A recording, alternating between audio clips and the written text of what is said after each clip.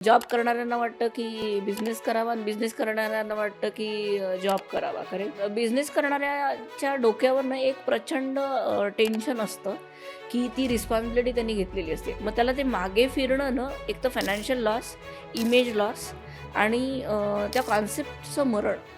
पण आत्ताच्या सिच्युएशनला बऱ्याचशा बिझनेसेसमध्ये असं असतं की नाही, आम्ही मराठी आहोत तर आमचा कामगार वर्ग पण मराठी असला पाहिजे. मराठी पोरांना टेबल पुसायला आवडतो का?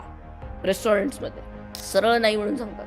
नाही, ही अशी अशी लिस्ट असते, आम्ही हे नाही करणार, आम्ही ते नाही करणार, आम्हाला हे नाही चालणार, आमचे सणवार आहेत, आमचे मोर्चे आहेत. मग हे ऐकणारा मराठी माणूस नाही आहे. मग आम्हाला नॉन मराठी लोकंसुद्धा घेऊन यावे लागतात आणि मग ह्या लोकांना आम्हाला स्टँडर्ड प्रॅक्टिस शिकवावी लागते.